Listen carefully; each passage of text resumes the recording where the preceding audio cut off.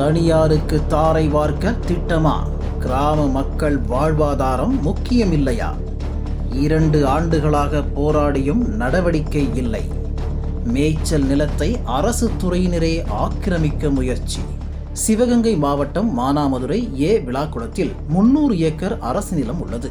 இந்த இடத்தில் கடந்த 1970 ஒரு குறிப்பிட்ட பகுதியை அந்த பகுதி மக்களுக்கு அரசு அசைன்மெண்ட் பட்டா வழங்கியது.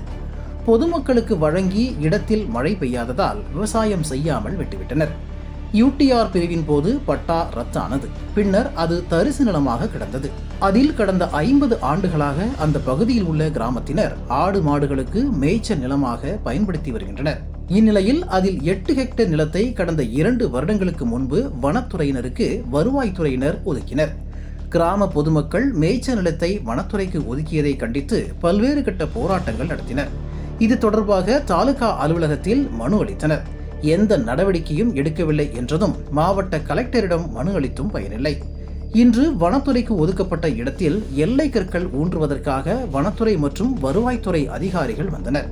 எல்லை கற்கள் ஊன்றக்கூடாது என கோரி கிராம மக்கள் அதிகாரிகளை முற்றுகையிட்டு போராட்டத்தில் ஈடுபட்டனர்.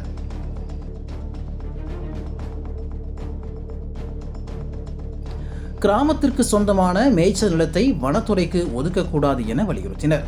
மேய்ச்சல் நிலத்தை தனியாருக்கு தாரை வார்க்க திட்டமிடுவதாக குற்றம் சாட்டினர். கடந்த 2 வருடங்களாக ரத்து செய்ய கோரி கலெக்டர் மற்றும் தாலுகா அலுவலகத்தில் மனு கொடுத்தும் நடவடிக்கை எடுக்கவில்லை என கிராம மக்கள் வேதனை தெரிவித்தனர். மானாமதுரை போலீசார் மற்றும் அதிகாரிகள் போராட்டக்காரர்களுடன் பேச்சுவார்த்தை நடத்தினர். ஆனால் கிராமத்தினர் இடத்தை கிராம மக்களின் மேய்ச்சல் நிலம் என அதிகாரப்பூர்வமாக ஒதுக்கி உத்தரவிட வேண்டும் என வலியுறுத்தி போராட்டத்தை தொடர்ந்தனர். அதிகாரிகளுடனான பேச்சுவார்த்தையில் இது தொடர்பாக மாவட்ட கலெக்டர் பொற்கொடியிடம் மனு அளித்து தீர்வு காண்பது என முடிவு செய்யப்பட்டது. அதுவரை வனத்துறைக்கு ஒதுக்கப்பட்ட இடத்தில் எல்லை கற்கள் ஊன்ற மாட்டோம் என அதிகாரிகள் உறுதியளித்தனர். அதனைத் தொடர்ந்து பொதுமக்கள் அங்கிருந்து கலைந்து சென்றனர்.